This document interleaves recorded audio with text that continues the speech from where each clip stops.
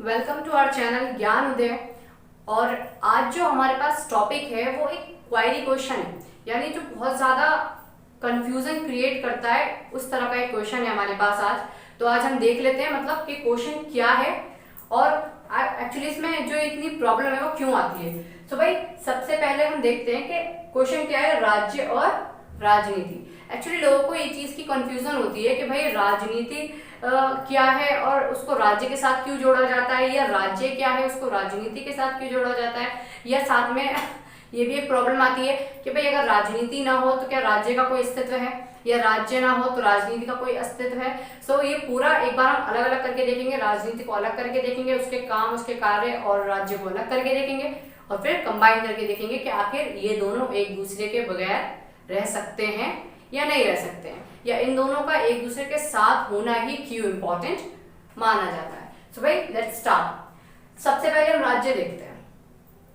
तो राज्य का काम क्या होता है, राज्य में सबसे पहले किसी भी राज्य को बनाने के लिए हमें क्या चाहिए होती है, भाई जगह चाहिए होती है, एक एरिया। ये नहीं कि भाई मान लो हम एक छोटा सा हमने कुछ गज का कुछ एकड़ का एरिया ले लिया और हमने कहा ये राज्य बन गया, नहीं, ऐसे राज्य नहीं बनता है। राज्य कैसे बनेगा, एक कंप्लीट पर्टिकुलर एरिया हमारे पास होना चाहिए, एक पूरा अच्छा खासा बड़ा, जहाँ पर मतलब काफी लोग रह सकते हो, इतना बड़ा हमारे पास क्या होना चाहिए, पूरा एरिया होना चाहिए। इसके अलावा जब हमारे पास वो एरिया होगा देन फिर हमें ये भी देखना होता है। अब जैसे मान लो हम कहें, कोई कहे कि भाई रेगिस्तान में जाके ले लो, तो क्या वो राज्य बन सकता है, नहीं, मान लो नहीं रह सकते। यानी एरिया कैसा होना चाहिए, जो लोगों की मूलभूत आवश्यकताओं को पूरा कर सके, यानी कि उनके मकान बनाने की जो स्थिति है उसको, उनके लिए जो पानी वगैरह उपलब्ध कराना है वो, इसके अलावा जो वातावरण है वहाँ का वो सामान्य होना चाहिए। यानी जो एरिया है वो कैसा होना चाहिए, वो सारी जो मूलभूत आवश्यकताएं होती हैं उनकी पूर्ति करने वाला होना चाहिए, फर्स्ट थिंग। सेकंड, जनसंख्या। अब जब हमारे पास एक ऐसा एरिया होगा जो कंप्लीट हमारी सारी जो प्रॉब्लम्स हैं, हमारी जो सारी मूलभूत आवश्यकताएं हैं उनको पूरा कर सकता होगा, देन वहां पर कौन रहेंगे, आके लोग रहेंगे। अब मान लो हमने एरिया तो बहुत बड़ा ले लिया था, बट प्रॉब्लम ये है कि लोग जो है हमारे पास सिर्फ कुछ ही रहते हैं। सपोज मान लो 100-200, तो क्या वो राज्य बन सकता है, नहीं।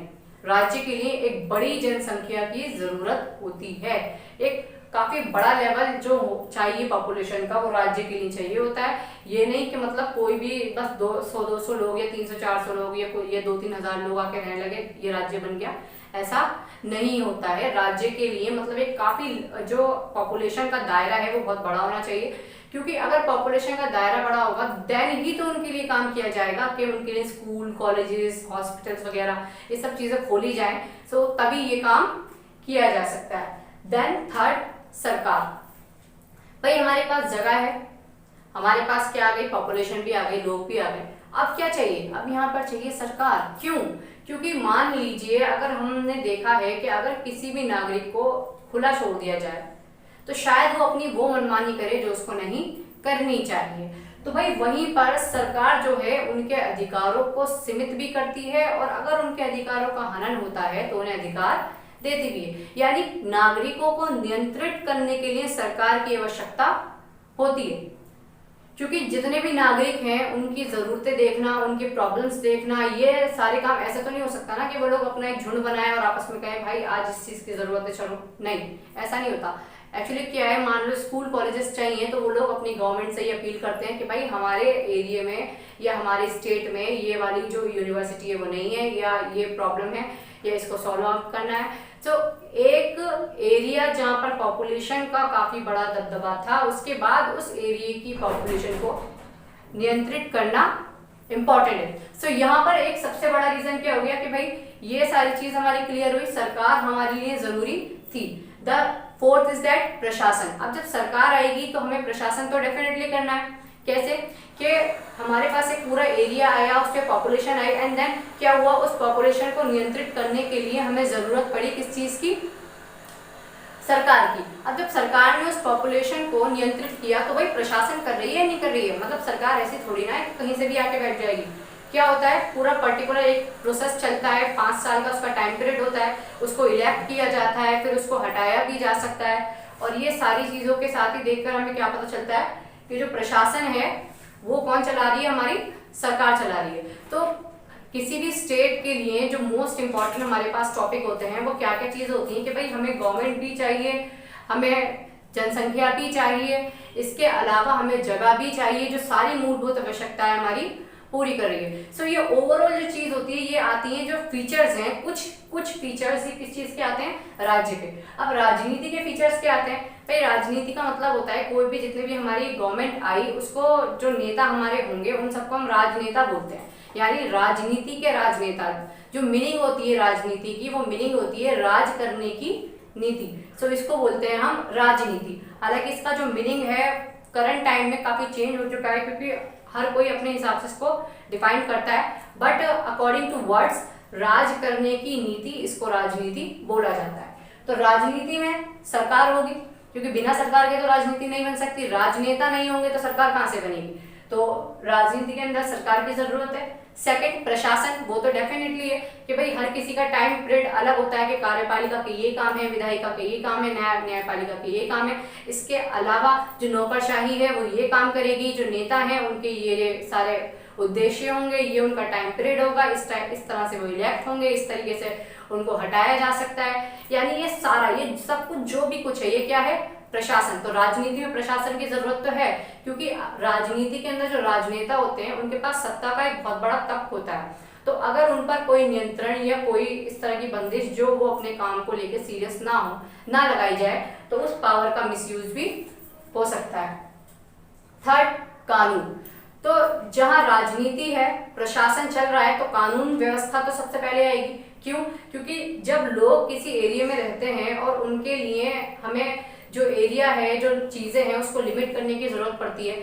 सपोज अगर वो कुछ करने जा रहे हैं ऐसा जो उन्हें नहीं करना चाहिए या दूसरे के अधिकारों के खिलाफ है, तो उनको रोकने के लिए हमें कानून व्यवस्था की जरूरत पड़ेगी। हमारे लिए मोस्ट इम्पॉर्टेंट होगा कि भाई हम उनके लिए जो कानून व्यवस्था है हमारी उसको देखें, उसको चलाएं, उनको जो सजा देनी है वो दें, जो उनको समझाना है वो समझाएं, जो रेगुलेशंस है पूरी स्टेट्स के उस पर ध्यान दें।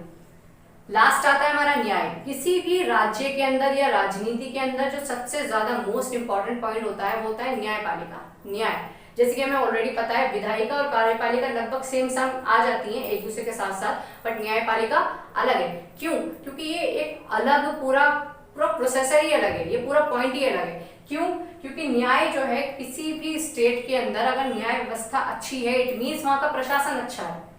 तो अगर न्याय व्यवस्था अच्छी है तो प्रशासन ऑलरेडी अच्छा हो गया, और प्रशासन अच्छा है यानी राजनीति अच्छी है। सो ये जो सारी चीजें ये आपस में लिंक आउट होती हैं।